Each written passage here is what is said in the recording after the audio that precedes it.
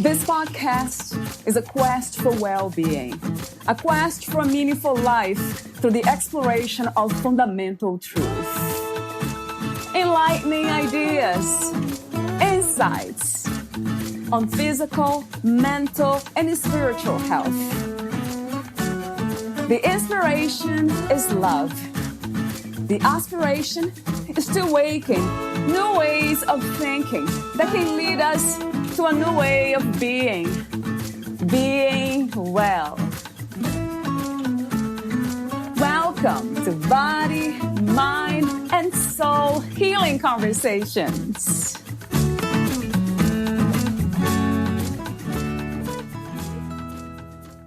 The body is equipped with several mechanisms to maintain optimal function. Valeria Teles interviews Dr. Amarilis Méndez, the author of the Holistic Fibromyalgia Treatment Plan, 28-day plans for healthy digestion, therapeutic movement, and emotional well-being. Born in Santurce, Puerto Rico, Dr. Amarilis Méndez grew up a very precocious child with hopes of being a missionary doctor, pianist, and writer. Growing up in a military family, she became accustomed to moving around and, after settling in the United States, experiencing firsthand the consequences of her stressful lifestyle, emotional trauma, and poor diet. She was diagnosed with several health conditions before starting medical school, which eventually redirected her future career goals. After being told by doctors to change her life goals, get on disability, and learn to live with her health ailments, she started a master's program and decided to look into alternative healing methods. She decided to study naturopathy instead of going to medical school, hoping to find natural alternatives to help her cope with all her health issues. And her life was transformed. Now, Dr. Méndez serves out of her practice called Countercultural Health, where her mission is to educate about the body's natural healing abilities and what can be done holistically to enhance it. Meet Dr. Amarilis at cchealing.com. Here is the interview with Dr. Amarilis Méndez.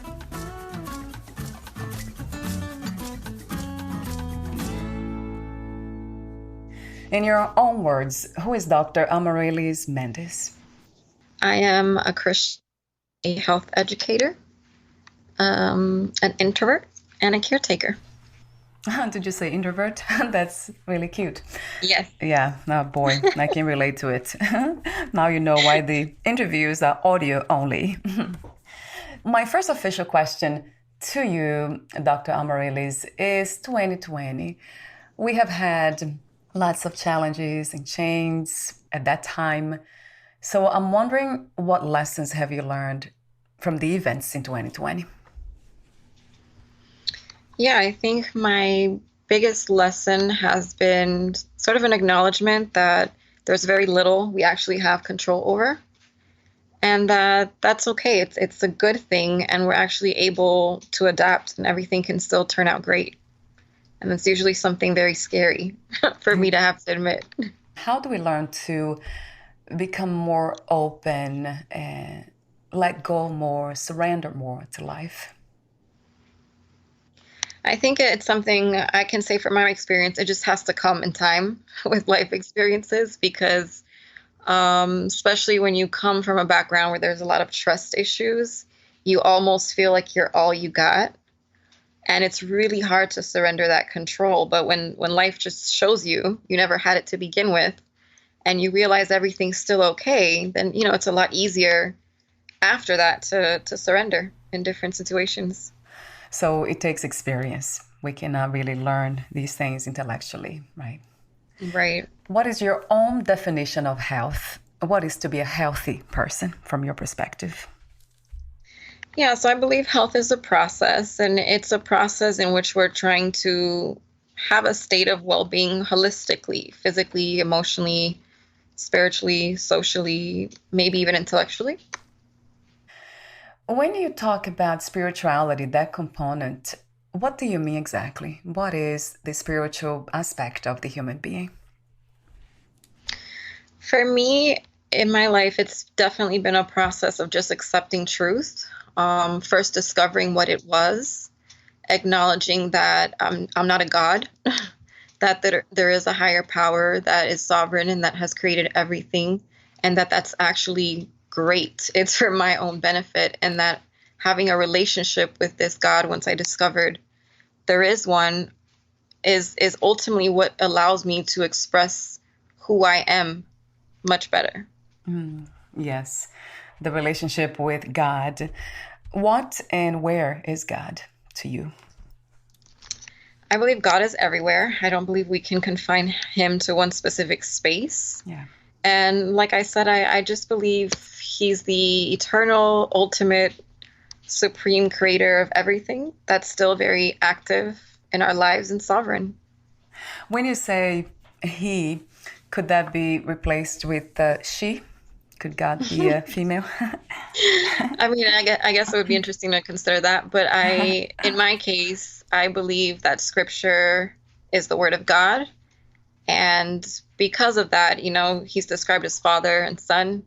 All the references to God are male. And so I do believe God is male.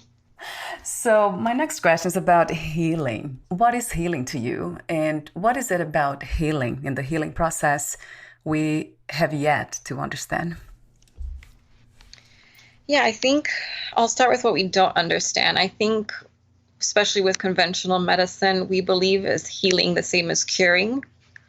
And we believe it's something very static. You have a disease, you got a diagnostic test, and the results showed positive, or that something was wrong. So you eliminate whatever that is, and then you're fine. Healing's very different from that. It's not just curing. It's not eliminating symptoms or just the results on a test. It's like we mentioned, it's a very holistic and it's a process. I don't believe there's a specific point where you can just say I'm 100% healthy. I believe that there's a progression of health over time that we should be seeking. What do you think is the purpose of the human experience? So right now, I'm looking at life more as I would say maybe a process of development. I think that we go through different processes and different stages, and each one provides opportunities for growth. And we get to decide whether we allow it to help us grow or whether we kind of just stay stuck. Do you believe in having a unique purpose, a gift? Yeah, I mean, I think there's both a general and a unique purpose. I believe as far as the unique purpose goes, it's usually a combination of the giftings you've been given, your talents, your passions, your interests. And the general one, I think we know, is to glorify God and to love everyone, to love ourselves. Yeah, that's a beautiful one. What is the purpose of your life at this time? Why did you choose to become a doctor? Yeah, I think part of my purpose has been just spreading the knowledge I've attained in life. I think learning and being a student is something that came very natural and very easy for me from a very young age. I was very precocious. I started school very young, and I always enjoyed passing on the information. Just learning it wasn't enough. And so I think, with now becoming a doctor, especially as I was transitioning more into a holistic field versus the conventional medical doctor I was going to be at first, I learned even the definition of the word doctor really is to teach. It's to educate. It doesn't mean healer, as we would assume. Yeah, so that to me kind of clarified even more that I wanted to be a doctor. And I guess it was just my own journey that revealed to me that a medical doctor was just not what I wanted anymore. It didn't work out for me, and it wasn't going to help me do what I wanted to do for other people. When you say teacher, yeah, that's interesting. I was actually asking somebody, I think my husband really, about the difference between being a teacher and a messenger. But for you, I'll add the word healer. So do you see any difference between a healer, a teacher, and a messenger? So with me, I don't personally like to refer to myself as a healer because I think of healer as the one who does the healing. And I don't believe I do the healing. I believe our bodies do it. So I give you the information that can help you facilitate the process, but I myself don't do any healing. And that's where I think it's the difference. I'm educating you on your body's ability to heal and how you can do to enhance it.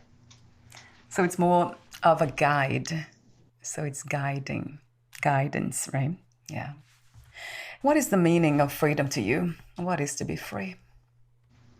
I think maybe freedom is an awareness of our opportunities. I think we don't feel like we're free when we feel like there's no choice. And when we know the choices that we have and we're able to make those choices, that's when we feel free.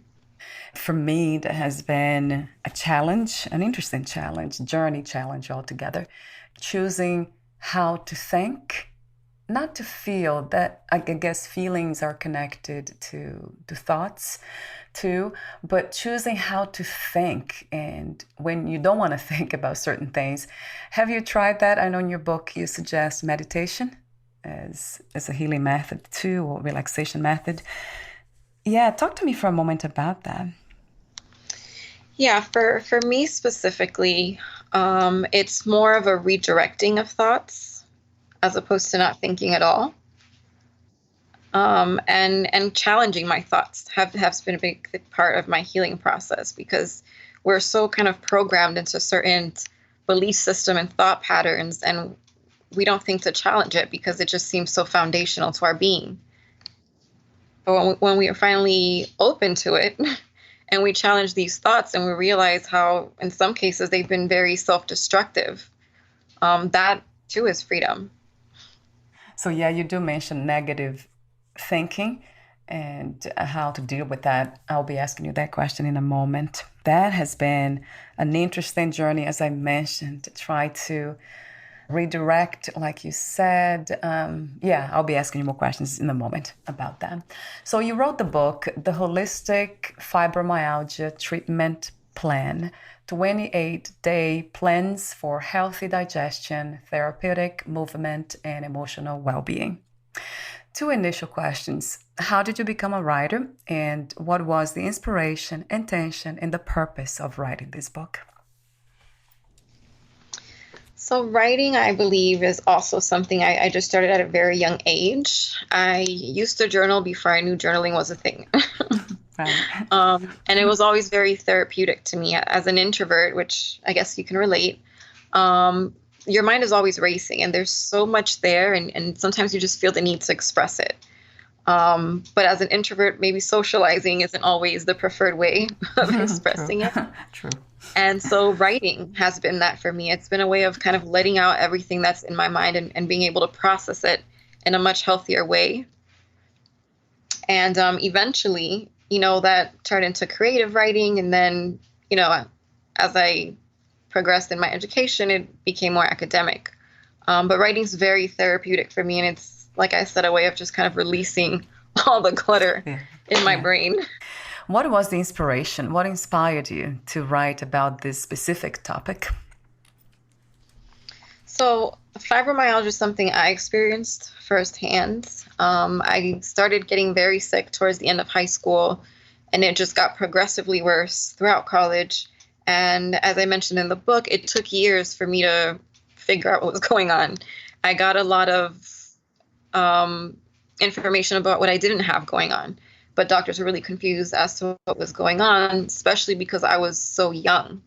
And it was a very discouraging time in my life, having even, the professionals that I looked up to, since I was an aspiring medical doctor, tell me that they didn't know what was wrong with me, or that maybe it was just stress. Maybe it was just all in my head. Maybe I was a hypochondriac. It was a very difficult time. And so now that I've been able to get past that I've learned about my body's ability to heal, and I've been able to help that happen, and I no longer suffer from any of these symptoms, I feel like it's the right thing to do to share that knowledge with anybody else who might be kind of stuck where I was a few years ago. So fibromyalgia, I heard briefly about it. I think I read it somewhere, but briefly. So talk to me about what fibromyalgia is, also the known causes and some of the symptoms. Yeah, so fibromyalgia is basically a condition of widespread pain. As far as the cause, we don't really know for sure what the cause is. We can kind of explain what's going on in the body once you have it. It seems like the nervous system is just hypersensitive, so you feel things much more intensely. And the symptoms can be, the chronic pain. A lot of times there's also chronic fatigue. There can be sleep issues, digestive issues, and then there's the emotional, either anxiety or depression. There's also instances where there's a lot of other conditions going on too. It's not just fibromyalgia. But the cause, from my perspective, is multifactorial, as it is in a lot of other conditions. It's not necessarily just one thing that we can pinpoint, but it's probably a perfect storm, a combination of different things that kind of facilitated you developing this condition. What are the symptoms? The skin issues as well, Dr. Amarilis, or? So skin issues isn't a specific fibromyalgia symptom, but it can be. Like I said, a lot of times it exists with a lot of other conditions, especially autoimmune conditions. And so skin issues are relatively common in people who suffer from fibromyalgia. Another question I have for you is about if this affects more women than men, and if it does, why? It definitely seems to affect middle-aged women more so. We don't fully know why. Perhaps once we discover it, that might be part of what guides us into figuring out the cause. But just as in autoimmune, it's very similar to autoimmune. With autoimmune, we also tend to see that more in women than in men. Your book is filled with suggestions and tips and techniques. I mean, lots of them. You have different sections and you give so many advice and suggestions. It's a wonderful book. I love the way it is also colorful and all the images that you have there, the cartoonish. I love that. It's relaxing just to look at it. The first technique you're using. But the question I have is about stress. So in the book, you say with fibromyalgia, the body is stuck in a stress response. Chronic stress depletes the immune system, anti-pain system, and anti-anxiety system. So my question is, how do we learn to recognize the signs of healthy stress, anxiety, even a moment of fear, and chronic stress? Yeah, so a healthy stress is something that's temporary, and then we quickly recover from it. If you're in a car accident, in that moment, of course, you're perspiring, your body's very tense, your heart's racing, you have immediate stress symptoms. Right. And if shortly after that accident, you're able to sort of relax and come back to your balance, then that was a healthy stress at the moment that your body created to help you react to what could have been a very dangerous situation. Right. When we get stuck in it, these symptoms remain. Your body continues to pump these stress hormones through your body. You're still in a state of fear, anxiety, and panic. Your muscles are still tense. Your heart is still racing. If this continues for extended periods of time, that's when it becomes dangerous. It sounds like accumulation of stress, but it's not, right? It's just this ongoing. Exactly, that's the word. Yeah, ongoing stimulated nervous system. I remember that because that had been my case too. Although I never developed any conditions like this, but maybe because of exercise. I used to exercise a lot, and you have this as one of the suggestions to exercise. Not just suggestions, but it is actually scientifically proven, right, Dr. Amarilis? You wrote in your book, you say, keep in mind that you have more control over your health than you might have thought. Individuals play a huge role in achieving and maintaining health. So that's very empowering to me. I love to hear that we can take care of ourselves too, not just doctors or other people that they can guide us, but it is our responsibility to take care of our own being, the entire being. So my question is, are there any doctors or conventional doctors or perhaps people like you who specialize in fibromyalgia? Is that the case, or there's no such a thing? Actually, I have. I don't know any off the top of my head, but I have read about some doctors that, both medical doctors and holistic practitioners, that maybe they had a personal experience as well, and they chose to specialize just in that area. So they do exist. I don't know that they're very common. Right. So they might not be widespread around the country, but they do exist. I have heard of at least a couple. That's good to know. Do you also specialize in fibromyalgia? Not fibromyalgia specifically, no. I tend to work more with autoimmune in general, and fibromyalgia usually falls in that category just because a lot of the autoimmune also have fibromyalgia, or maybe it's a genetic predisposition of autoimmunity that eventually helps lead into fibromyalgia as well. So it's mostly autoimmune in general, not necessarily just fibromyalgia. So treatment options, you mentioned lots of them. I have used some, not all of them. Acupuncture, hypnotherapy, massage therapy, and biofeedback, among others that you mentioned in the book. So for you, what treatment option was the most effective one? So, of course, it wasn't just one. It was a combination. There were different things that I found were most profound in me. I think number one was the mental health, the emotional health. I had a lot of trauma that I had to work through. I had to allow myself to kind of open up those doors again and process it all over again. And we've actually found there's actually studies showing that trauma does seem to be a trigger for fibromyalgia. And I noticed with me a lot of times, especially after when I started counseling, just after leaving my sessions and being able to have someone to share some of that with, it was like a heavy burden that I was carrying all those years, and just being able to let that out sometimes would decrease my pain levels. Just talking about stuff. I would leave and I would just feel lighter. Anxiety would be a lot less, and just my pain levels would go down significantly. So I know emotional health and addressing the trauma and all that was a huge aspect for me. Another one was just diet and digestion. For me, I thought my diet was relatively healthy because I didn't eat out. I ate mostly at home, and so I was kind of in control of the quality of my foods. And I didn't have any allergies, but it turns out because of my digestive issues, I had tons of sensitivities, which is one of the things that I discussed in my book. And my sensitivities were so severe that even just chopping up certain vegetables, even if I didn't eat them, that was enough to cause a flare-up for days for me. So I had to, for a time, I had to have a very strict diet. And so I was able to get rid of some of these sensitivities. So that was huge. And then the third one I would say definitely was exercise. It was hard to discover that exercise was one because I was in so much pain and I was so tired. The last thing I wanted to do was exercise. Yeah.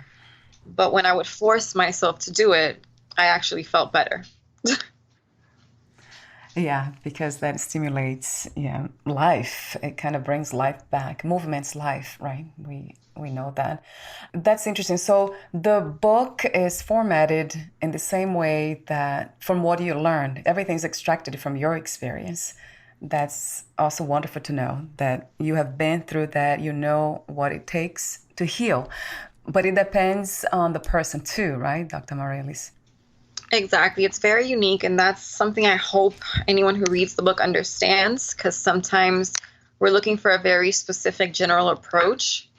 And although it might be easier to just have, a specific set of rules to follow, a lot of times that'll set you up for failure, because what will work for one person may not work for you, which is why I wanted to focus on the three main areas that basically we all have to address and work on if we're in the process of healing. and then giving different options as to what things you need to take into consideration in those areas so that you can sort of, by trial and error, create your own healing plan. Yeah, talk to me for a moment. I was about to say that conventional medicine is, in a way, one size fits all. It's giving the same medication to everyone. But what is the main difference between holistic medicine and conventional medicine? Yeah, I would say conventional medicine in general kind of just focuses on managing disease with drugs. Even from my experience, like I said, my original plan was to be a conventional medical doctor. We're trained very well on biology and understanding how the body works and being able to detect disease. And the approach to healing it is either cut something out or, give these drugs to change the symptoms or to cover them up. But it's not healing. Then you depend on these drugs to function. And even then, over time, maybe you need more drugs or maybe you need a higher dose. You never get better that way. So with, holistic medicine and the functional approach, we're not focused so much on a diagnosis. We don't even really need a diagnosis. We need to know what's causing the body to not function the way it should be. And once we determine what that is, then we can help figure out what your body needs to bring it back to function. Wow. And that can be very unique to the person. Yeah, I love that. I love the idea of not creating labels and just addressing the cause. That seems like, in a way, common sense, that we eat something and then we just become aware of how we feel after eating something or being in touch with whatever it is. It could be an environment too, talking about emotional health, right? People that surround us. So it takes awareness, really, right? The healing process. We're almost at the end. I know I have too many questions here now still, but talk to me for a moment about hypnotherapy. Yeah, so with hypnotherapy, it's not something I did personally, so that one's not from experience. It's just more on what research has shown. And with hypnotherapy, it has been a way to kind of help people get into a heightened state of awareness and mindfulness.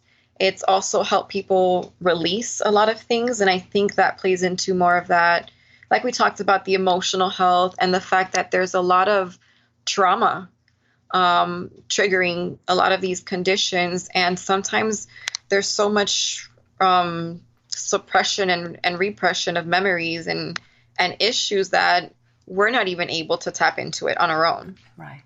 We do need guidance in that, for that, aspect. Yeah, I absolutely love that you begin with emotional health.